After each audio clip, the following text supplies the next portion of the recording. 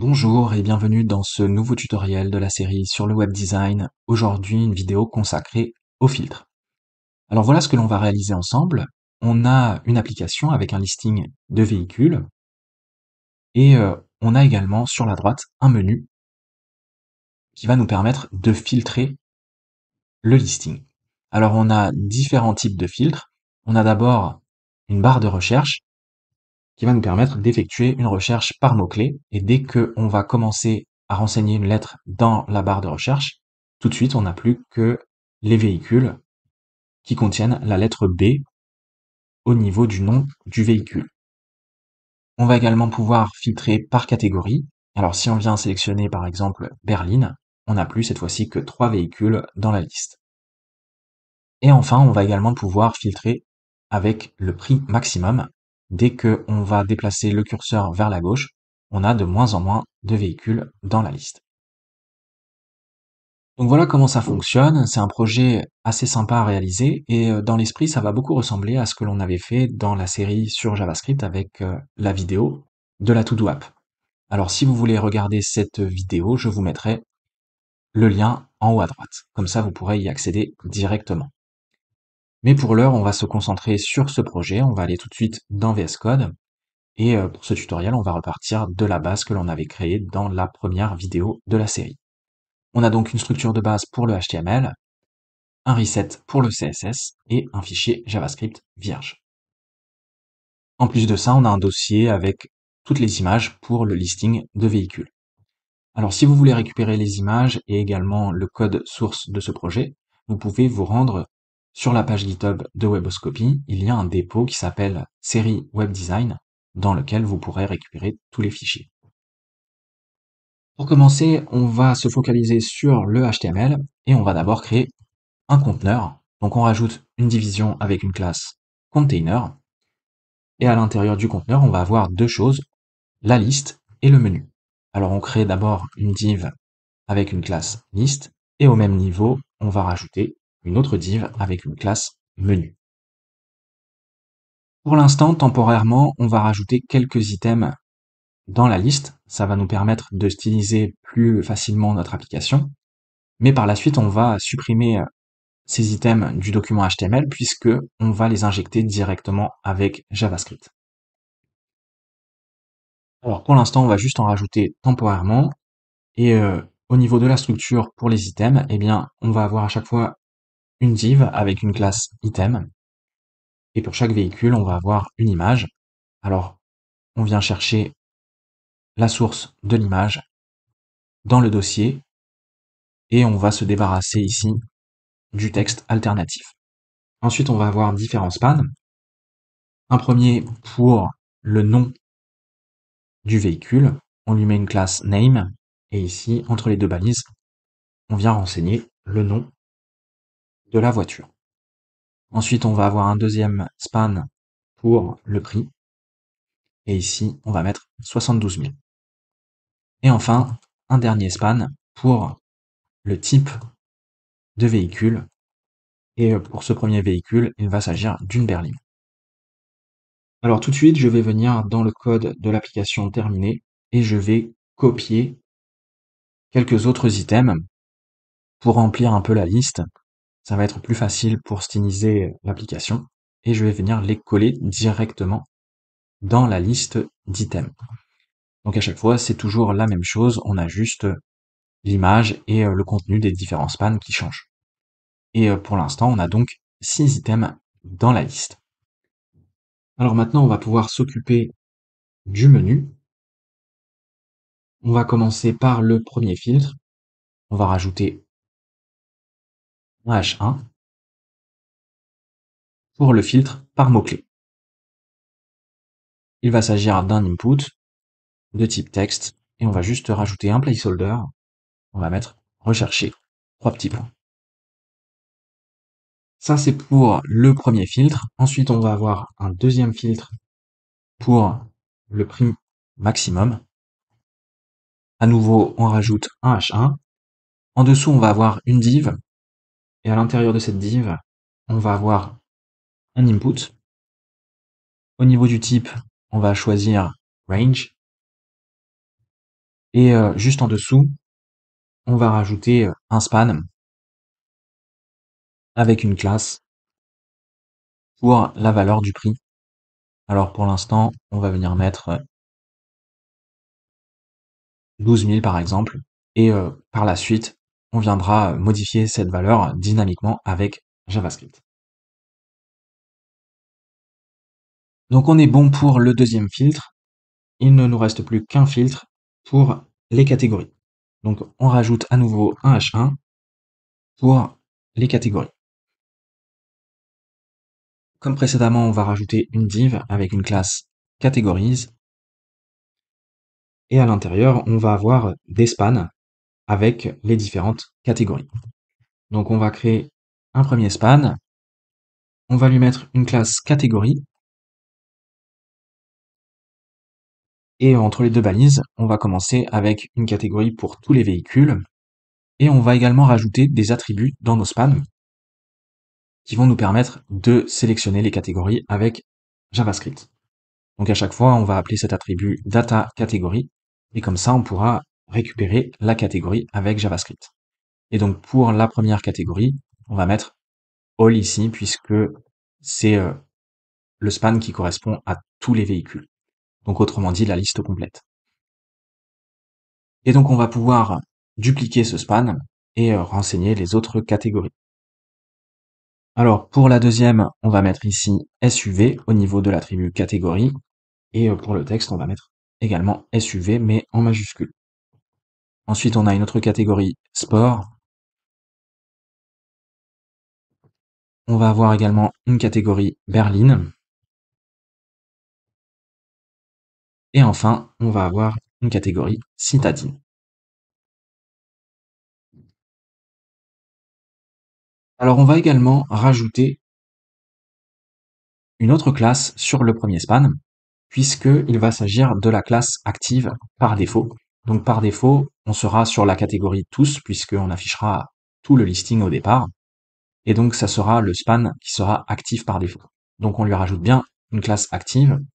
Et comme ça, on va pouvoir le styliser avec CSS. Et par la suite, on ira enlever ou rajouter dynamiquement cette classe avec JavaScript. Donc on est tout bon au niveau de notre HTML. On va pouvoir lancer le fichier avec Live Server pour voir ce que l'on obtient dans le navigateur. Et voilà ce que l'on a pour l'instant. On va pouvoir styliser tout ça. Alors on va retourner dans VS Code et on va aller dans la feuille de style. Et on va commencer par le body. On va mettre une couleur d'arrière-plan différente. Et on va également changer la famille de police et la couleur de la police. On va mettre du blanc. Si on retourne dans le navigateur, on a bien notre arrière-plan qui a changé, et pour la police, on a une famille différente et la couleur qui est bien passée en blanc. Ensuite, on va pouvoir styliser le conteneur. On a notre division principale qui contient la liste et le menu. On vient la chercher par sa classe container et on va lui mettre un display flex et également un peu de padding. À l'intérieur, tout autour, on va mettre 2 rem. Si on retourne dans le navigateur, effectivement, à l'intérieur du conteneur, on a bien de l'espacement tout autour. Et grâce au display flex, qui par défaut a une orientation en ligne, on a bien toujours sur la même ligne, d'un côté la liste et de l'autre le menu. Alors maintenant, on va pouvoir s'occuper de la liste. On vient la chercher par sa classe. Et on va faire en sorte que la liste prenne 4 fois plus d'espace en largeur que le menu. Alors pour ça, on va mettre flex 4 sur la liste et sur le menu, on va mettre juste flex 1. Comme ça, on a bien un ratio de 1 pour 4. Et à l'intérieur de la liste, eh bien, pour nos différents items, on va mettre un display flex. Entre chaque item, on va mettre un gap de 2 rem. Et on va également utiliser la propriété flex wrap que l'on avait déjà utilisé dans plusieurs autres vidéos. J'essaierai de vous mettre d'ailleurs les liens vers ces vidéos. Mais en somme, cette propriété, elle est très intéressante puisqu'elle permet d'effectuer un retour à la ligne automatique dès que les items vont dépasser de la liste. Alors si on retourne dans le navigateur, effectivement, on a bien notre liste qui prend 4 fois plus d'espace que le menu. Et à l'intérieur de la liste, on a un display flex avec par défaut notre orientation en ligne. Mais comme on a rajouté la propriété flex wrap, eh bien, dès que les items vont dépasser de la liste, ils seront mis automatiquement sur la ligne du dessous. Et donc, ça donne tout de suite d'assez bons résultats, y compris en mode responsive, puisque dès qu'on ajuste la taille du navigateur, vous voyez que, eh bien, à chaque fois qu'on a un item qui va dépasser de la liste, il sera mis automatiquement sur la ligne du dessous. Alors maintenant, on va pouvoir s'occuper des items. On vient sélectionner toutes les divisions qui possèdent la classe item et on va déjà leur donner des dimensions. On va mettre 15 rem en largeur et en hauteur, on va mettre 17 rem. Ensuite, on va venir changer les couleurs. Alors pour l'arrière-plan, on va mettre du blanc et pour la police, on va mettre du noir. Donc on inverse les couleurs. Ensuite, à l'intérieur de l'item, eh bien, on va mettre un display flex, sauf que cette fois-ci, on va bien changer l'orientation, on va passer en colonne. Et entre chaque élément à l'intérieur de l'item, on va mettre un espacement de 0,8 rem. Et enfin, on va rajouter une ombre. Alors, je vais venir directement dans l'application terminée et je vais coller l'ombre comme ceci. Si on retourne dans le navigateur, on a bien nos items qui s'affichent correctement. On va pouvoir rajouter quelques propriétés pour les images. Comme ça, on va s'assurer que les images s'affichent correctement. On va faire en sorte que les images prennent 100% de la carte en largeur. On va leur donner une hauteur maximale que l'on va fixer à 10 rem.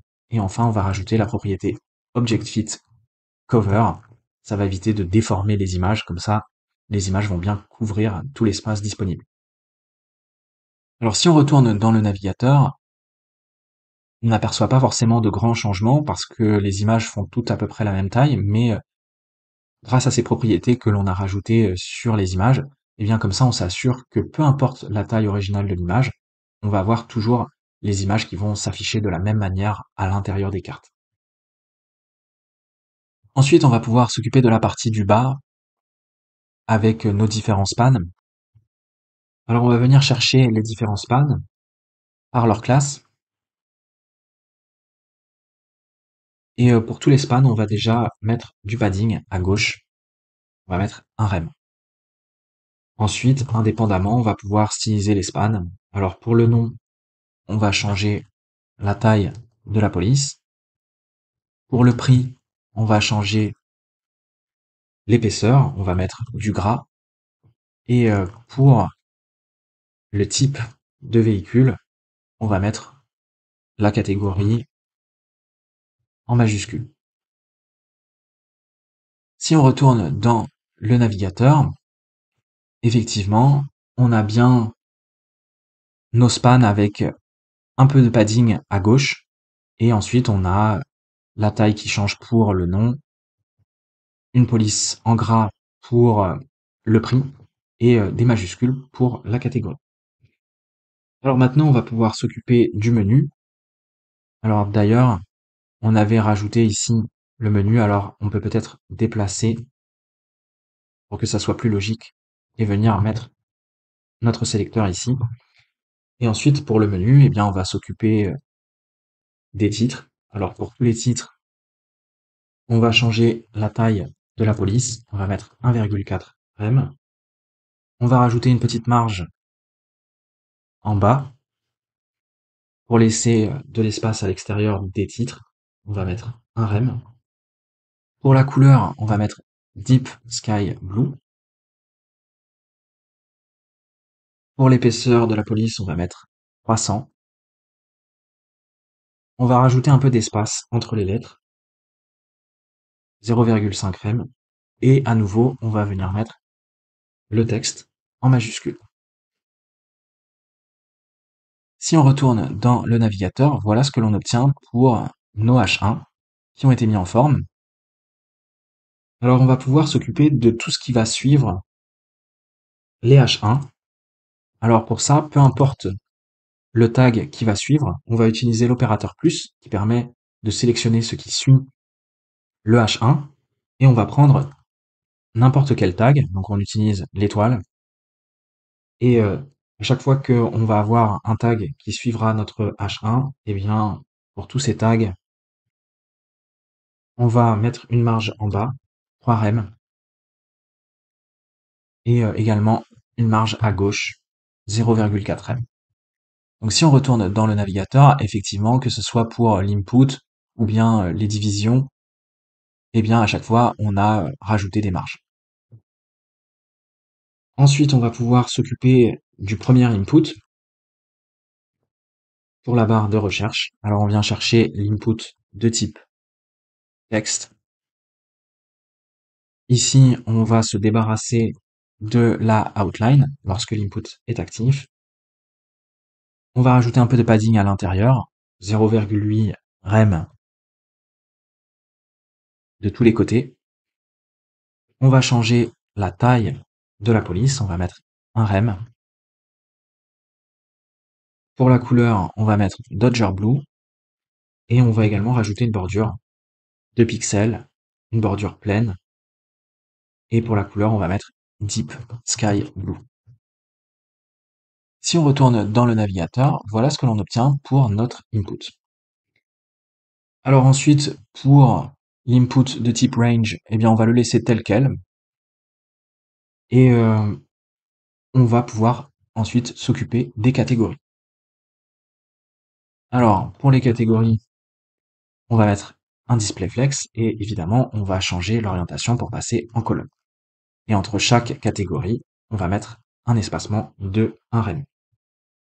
Si on retourne dans le navigateur, on a bien nos catégories qui cette fois-ci sont en colonne, donc les unes en dessous des autres. Alors maintenant, pour les catégories, on pourrait rajouter un pointeur au niveau du curseur. Donc normalement, pour chaque catégorie, on a une classe catégorie et on va mettre un pointeur. Et donc comme ça, l'utilisateur comprendra bien qu'il peut cliquer sur les différentes catégories pour filtrer. Et enfin, on va modifier la couleur de la catégorie active. Alors on se rappelle que au niveau du HTML, eh bien par défaut, on avait rajouté une classe active sur la première catégorie. Donc on va pouvoir traiter ce cas de figure lorsque on a la classe active sur la div catégorie, eh bien on va changer la couleur de la police pour mettre du bleu. Et si on retourne dans le navigateur, effectivement, la première catégorie qui correspond à tous les items, eh bien, elle est mise en valeur avec une couleur différente. Et c'est tout pour le CSS. Alors maintenant, on va pouvoir retourner dans le HTML. On va se débarrasser des items que l'on avait mis temporairement. On va également se débarrasser du prix que l'on avait fixé ici à l'intérieur du span, puisque maintenant on va pouvoir modifier tout ça dynamiquement avec JavaScript. Donc on va aller dans le fichier app.js. Comme dans la vidéo précédente, on va pouvoir commencer par créer une variable data qui va être un tableau à l'intérieur duquel on va venir mettre tous nos items. Alors je vais venir dans le code de l'application terminée et je vais coller ici la liste d'items. Chaque item est représenté par un objet et à l'intérieur de l'objet, on va avoir un identifiant unique qui va nous permettre par la suite de filtrer le tableau de données. On a également le nom, l'image, le prix et la catégorie. Et en tout, on a 12 objets dans notre tableau.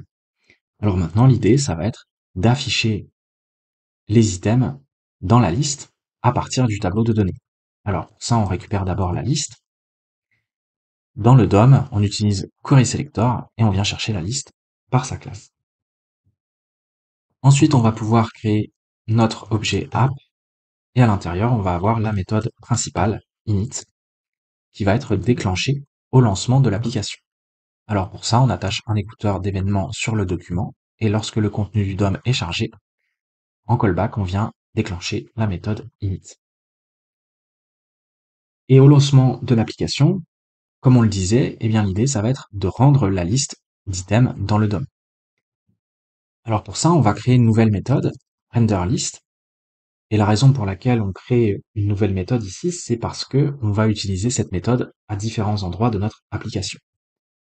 Et ici, en argument, on va venir passer notre tableau qui contient toute la liste des items. Donc cette méthode renderList, elle va bien être exécutée au lancement de l'application à travers la méthode init. Et pour commencer, eh bien, on va venir passer le tableau complet de données.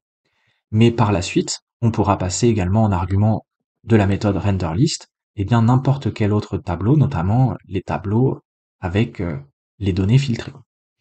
Alors on va venir juste en dessous, toujours dans l'objet app, créer la méthode renderList.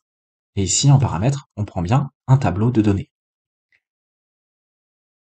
Et simplement, on va prendre notre liste et on va aller modifier le contenu HTML qui se trouve à l'intérieur de la liste. On va afficher les données à partir du tableau. Comme on a affaire à un tableau, on peut utiliser la méthode map. Et pour chaque item du tableau, on va retourner du HTML. On va recréer ici la structure pour un item. Donc on crée une div avec une classe item. On ferme bien la balise juste en dessous. Et à l'intérieur, on va pouvoir ajouter une image. Et comme on a utilisé des backticks, eh bien, on peut venir ici rajouter dynamiquement des propriétés de l'objet sur lequel on est en train d'itérer dans la boucle map. Alors ici, on va venir chercher l'image. Ensuite, eh bien, on va pouvoir rajouter les spans. On a un premier span avec une classe name. Et comme précédemment, entre les deux balises, on va pouvoir rajouter la propriété name de l'objet courant. On va pouvoir faire la même chose pour les autres spans. On va juste modifier les classes. Et on va également modifier les propriétés ciblées. Alors pour le prix, ici, il va falloir le formater correctement. Alors pour ça, ce que l'on pourrait faire, c'est créer une nouvelle variable pour le formatage des données en euros. Pour ça, on va instancier une classe que l'on a à disposition par défaut en JavaScript pour l'internationalisation. Et ici, on va formater un nombre. On va prendre le format français.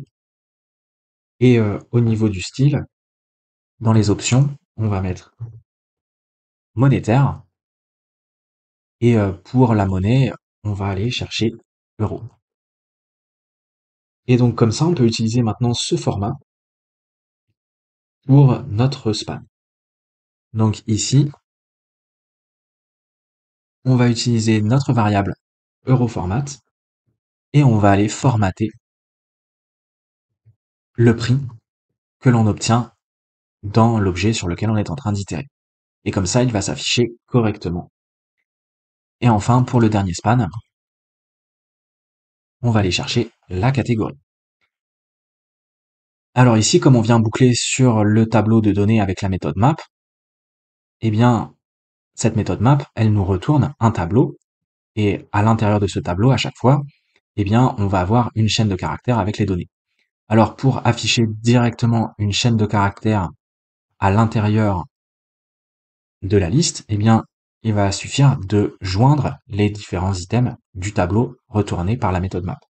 Et ici, on va joindre, tout simplement, on va rien mettre ici entre les différentes chaînes de caractères, et comme ça, on va avoir toutes les divs les unes à la suite des autres à l'intérieur de la liste. Et donc, si on retourne dans le navigateur, on a bien effectivement notre liste qui s'affiche correctement avec les 12 items. Alors maintenant, on va pouvoir se focaliser sur les filtres et on va commencer par la recherche par mots-clés. On va retourner dans VS Code et on va déjà récupérer l'input. Comme précédemment, on utilise Query Selector et on vient chercher l'input de type texte. Avec notre input, on va pouvoir lui rajouter un écouteur d'événements au lancement de l'application. Donc on se met dans la méthode init et on attache un écouteur d'événements. Et dès que l'utilisateur va commencer à taper dans l'input, on va venir déclencher une nouvelle fonction. On va l'appeler search et on passe bien en paramètre l'événement. Alors on va créer cette nouvelle fonction dans l'objet app. En paramètre, on passe bien l'événement. Et l'idée, ça va être de suivre à la trace ce que l'utilisateur a rentré dans l'input. Alors pour ça, on va créer une nouvelle propriété, current search. Et au départ, on va l'initialiser avec une chaîne de caractères vide. Et dès que l'utilisateur va taper dans l'input, la méthode search va se déclencher et on va venir réassigner la valeur de la propriété current search. Et ici, au niveau de la valeur, on va passer la valeur de l'input que l'on va mettre en minuscule. Comme ça va faciliter la recherche. Donc à tout instant, grâce à cette propriété current search, on saura exactement ce que l'utilisateur a rentré dans l'input. Et ensuite, eh bien, une fois qu'on a réassigné la valeur de current search, on va pouvoir mettre à jour la liste. Alors pour ça, on va créer une nouvelle fonction que l'on va appeler update list et on va venir la créer juste au-dessus. On crée la méthode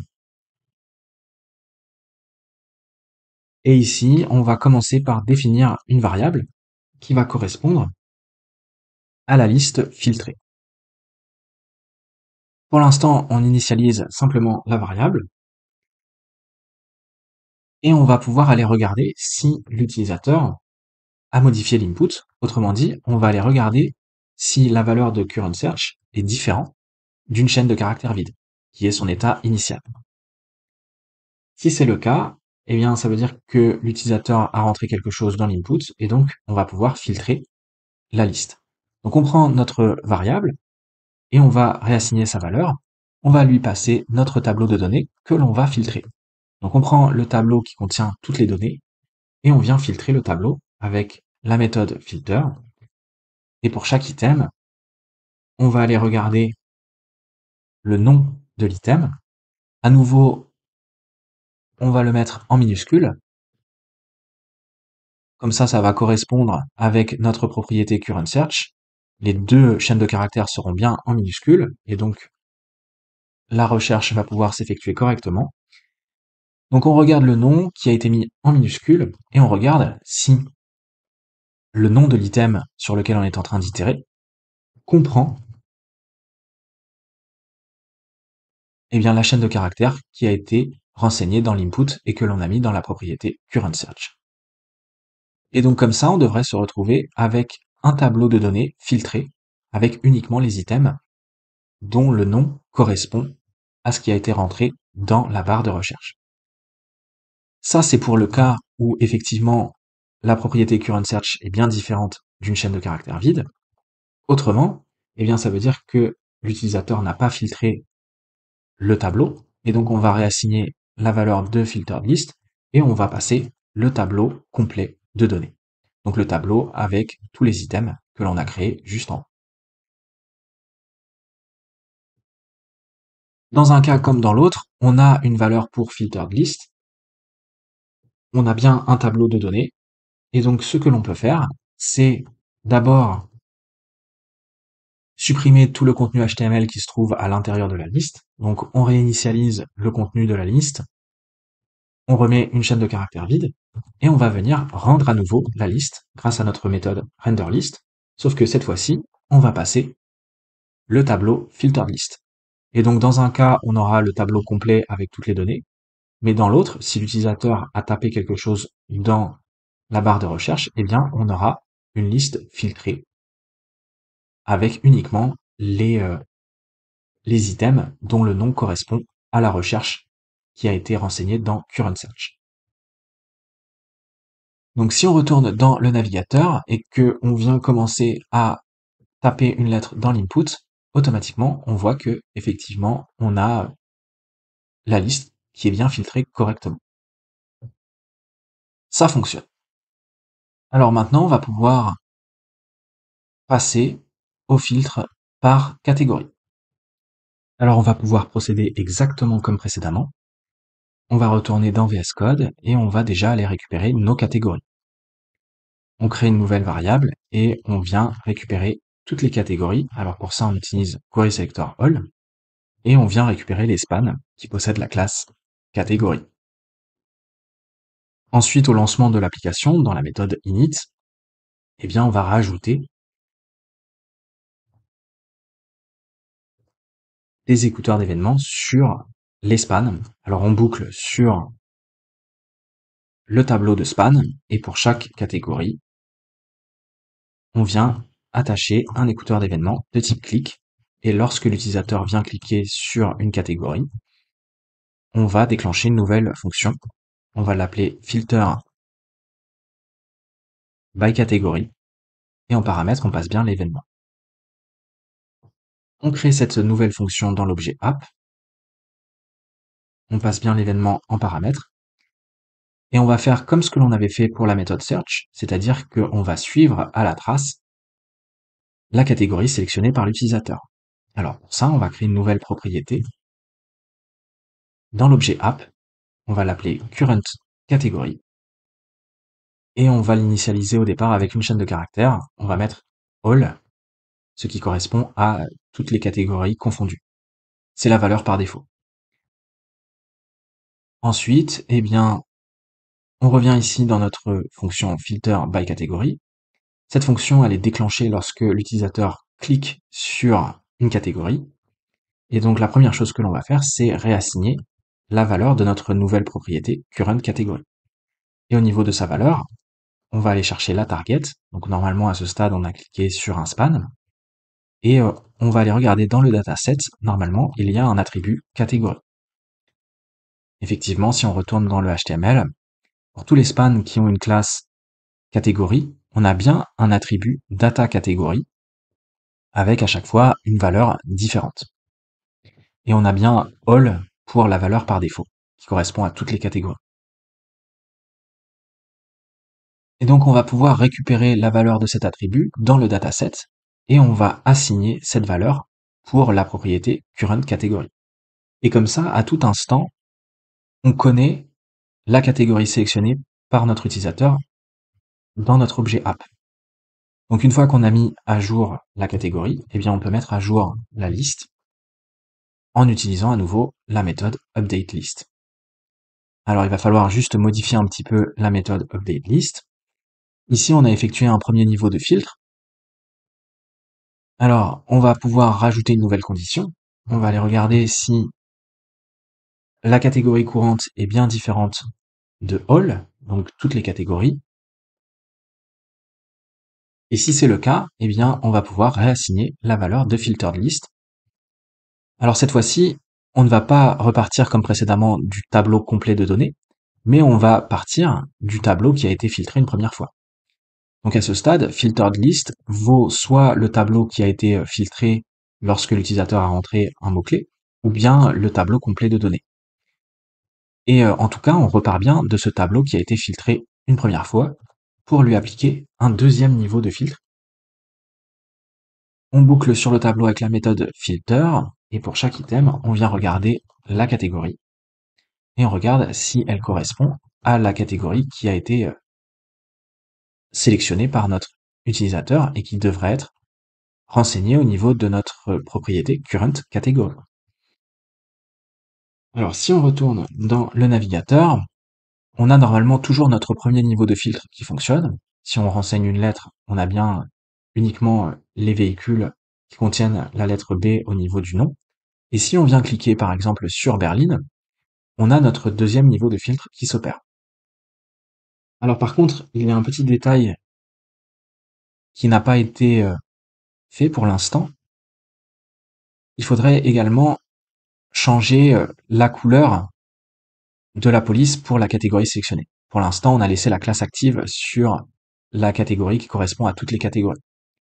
Alors il va falloir modifier ça. On va revenir dans la méthode filter by category.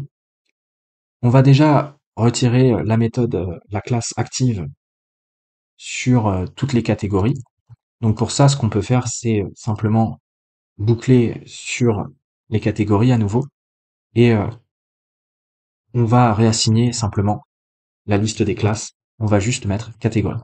Comme ça, on a enlevé la classe active sur le span qu'il a possédé jusqu'alors. Et donc, on revient avec tous nos spans qui ont seulement une classe catégorie. Et ensuite, on va venir ajouter la classe catégorie sur le bon span, autrement dit sur la target. Donc, on prend la target, le span sur lequel l'utilisateur a cliqué, et on vient rajouter sur ce span la classe active. Et donc, ça devrait résoudre notre problème. Si on retourne dans le navigateur, on essaye un premier niveau de filtre, et lorsque l'on va cliquer cette fois-ci sur Berlin, non seulement ça met à jour la liste, mais également ça met à jour la catégorie dans le menu. Donc on a bien Berlin qui est coloré en bleu avec la classe active. Alors maintenant, on va pouvoir s'occuper du dernier niveau de filtre. On va pouvoir retourner dans notre fichier JavaScript et on va commencer par récupérer les éléments du DOM qui nous intéressent. Alors on va avoir besoin de l'input.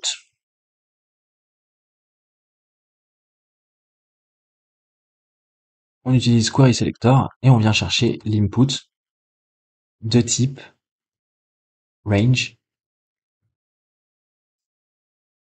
Et on va également récupérer le span qui permet d'afficher le prix.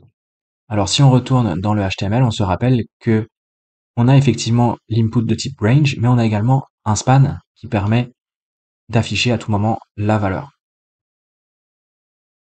Donc on va aller récupérer également ce span. On va l'appeler price value. À nouveau, on utilise query selector et ici on vient le récupérer par sa classe. Ensuite, on va aller récupérer la liste des prix. Alors on va créer une nouvelle variable. Et pour obtenir la liste des prix, ce que l'on peut faire, c'est partir de notre tableau de données complète. Et on va mapper sur le tableau. Et pour chaque item, on va retourner simplement le prix. Comme ça, on a un nouveau tableau avec uniquement les prix à l'intérieur. Et grâce à ce tableau, on va pouvoir définir deux variables.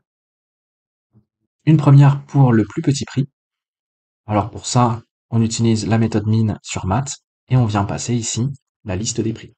Et comme ça, on récupère le plus petit prix. Et pareil, on va aller récupérer le prix maximum par rapport à notre liste de véhicules.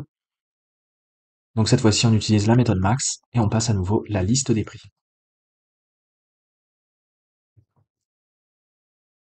Et grâce à ces deux valeurs, eh bien, au lancement de l'application, on va pouvoir prendre notre input, on va lui fixer une valeur minimale et on va passer le plus petit prix. Pareil pour sa valeur maximale, on passe le plus grand prix. Et pour sa valeur par défaut, au lancement de l'application, eh bien, on va lui mettre le plus grand prix, donc le prix maximum. Et pour notre span, qui affiche en permanence la valeur du prix, eh bien, au départ, au niveau de son contenu textuel, on va mettre également le prix le plus grand. Alors ici, on va pouvoir le formater correctement grâce à notre formatage en euros. Donc on utilise Euroformat. On applique la méthode format et on passe le prix maximum. Et donc à ce stade, si on retourne dans le navigateur, on a bien notre input range qui a une valeur par défaut fixée au prix maximum. Juste à côté, on a le span qui affiche le prix maximum également. Et donc maintenant, il ne reste plus qu'à rajouter un écouteur d'événements sur l'input pour modifier le prix maximum. Alors on va se mettre juste en dessous. On prend l'input et on lui attache un écouteur d'événements. Et lorsque l'utilisateur va modifier la valeur de l'input, eh bien, on va déclencher une nouvelle fonction on va l'appeler filter by price range. On passe bien l'événement à nouveau. On vient se mettre tout en bas de l'objet app et on crée la nouvelle méthode.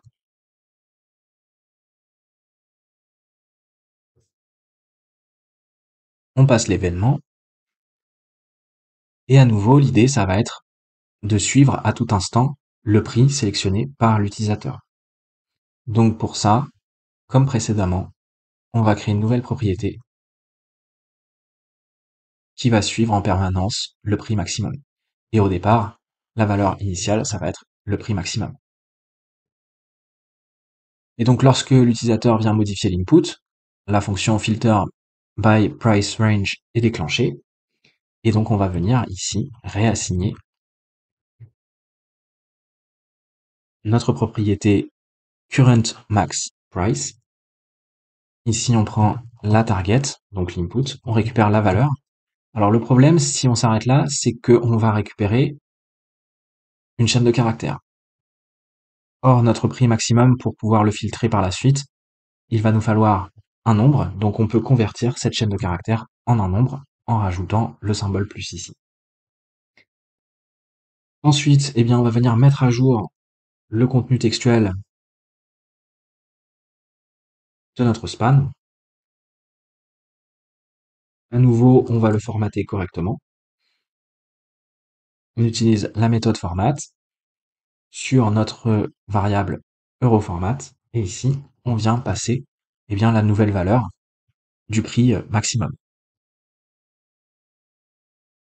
Donc comme ça, on a mis à jour le span, on a également mis à jour la propriété dans l'objet app, et donc maintenant, à nouveau, il ne reste plus qu'à mettre à jour la liste en utilisant toujours la méthode updateList. Alors on retourne dans la méthode updateList. À ce stade, on a déjà deux niveaux de filtres qui s'appliquent. Le premier qui correspond au filtre par mot-clé, le deuxième qui correspond au filtre par catégorie, et donc on peut rajouter un dernier niveau de filtre. Comme précédemment, on va réassigner la valeur de filterList et on va repartir du tableau précédent. Donc on repart du tableau précédent qui a été déjà filtré 2 fois et on va lui appliquer une nouvelle fois la méthode filter. Et donc ici, pour chaque item, on va aller regarder le prix et on va filtrer en récupérant uniquement les items dont le prix est inférieur au prix maximum qui a été fixé par l'utilisateur. Donc ici, on vient regarder la propriété current max price. Et ça devrait fonctionner correctement. Si on retourne dans le navigateur, on commence avec notre premier filtre par mot-clé, ensuite on vient sélectionner par exemple une catégorie, et cette fois-ci, si on commence à déplacer notre curseur pour le prix maximum, eh bien, à un certain niveau, on voit que le filtre s'applique correctement. Donc tout fonctionne dans notre application, et c'est ainsi que s'achève cette vidéo. Donc j'espère que ça vous aura plu, et je vous dis à très bientôt pour la suite de la série sur le web design.